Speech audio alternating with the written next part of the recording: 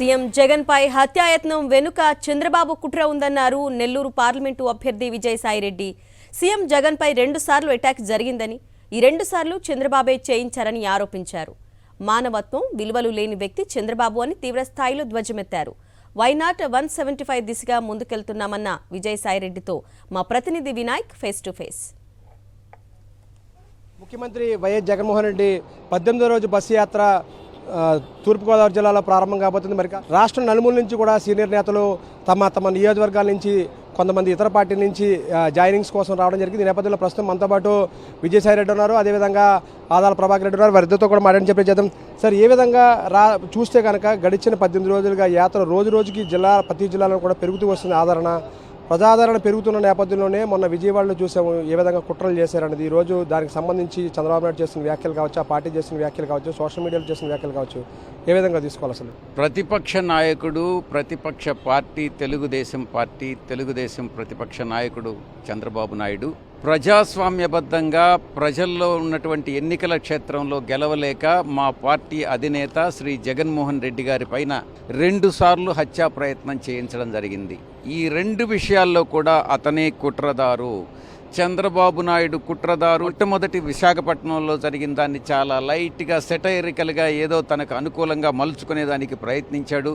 ఏదో అది కోడికత్తి అని అందరి చేత చెప్పించి ఏదో దాన్ని లైటర్ వీన్లో తీయించుకునే దానికి ప్రయత్నం చేశాడే కానీ అయినటువంటి గాయం కొంచెం ఇటుపక్క కణత పైన తగిలిన్నా లేక కన్ను పైన తగిలిన్నా కూడా అది మొత్తం ప్రాణానికే ప్రమాదమై ఉండేటటువంటి పరిస్థితి అన్నటువంటిది ప్రజలు బలంగా నమ్ముతున్నారు.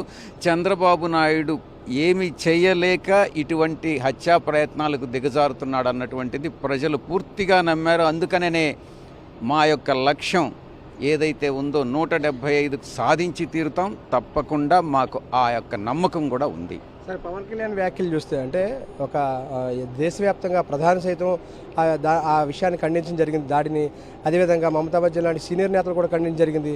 కానీ ఒక గులకరాయి మీద పడితే దానికి ఇంత హంగామా చేస్తున్నారంటూ పవన్ కళ్యాణ్ చేసిన వ్యాఖ్యలు కావచ్చు, ఆ తర్వాత గడిచిన 3 రోజులు కూడా అదే విధమైన వ్యాఖ్యలు చేస్తున్నారు. ఏం చూస్తారు?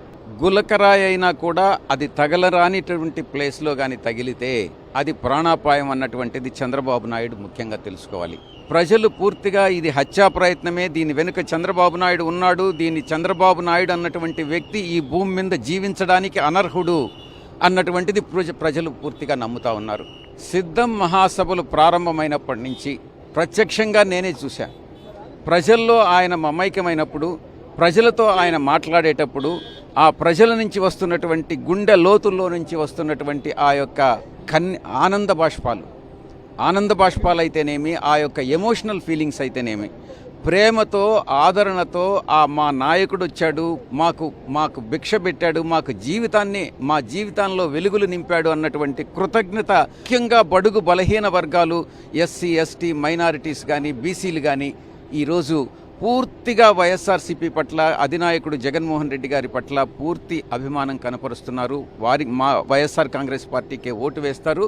మా లక్ష్యం నెరవేరుతుంది. ఇక్కడ చూసినా వైఎస్ జగన్మోహన్ రెడ్డి నామం వినిపిస్తుంది. ఈ నేపథ్యంలో ఎలా ఉండబోతున్నాయి రాబోయే ఎన్నికలు? ఇప్పుడైతే సిద్ధం సభలు స్టార్ట్ అయినాయో అప్పటి నుంచి పరిస్థితి మారిపోయింది.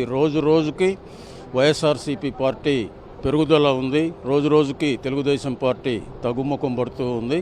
ఇంకా 20 రోజులుగా వచ్చేటప్పటికి తెలుగుదేశం పార్టీ పూర్తిగా తగ్గిపోయే పరిస్థితి ఉంటుందని నా అంచనా. ముఖ్యమంత్రి వైఎస్ జగన్మోహన్ మీద అపూర్వ ప్రేమ, అభిమానం కూడా ప్రజల్లో కనిపిస్తుంది. అందుకనే అంతటి ఆదరణ లభిస్తుంది అనేది కూడా విజయసాయిరెడ్డి, ఆదాల ప్రభాకర్ రెడ్డి చెప్తున్నారు. వీడియో జర్నలిస్టు శివత కలిసి నాయకురావు, సాక్షి టీవీ, ఎస్టీ రాజాపురం నుంచి.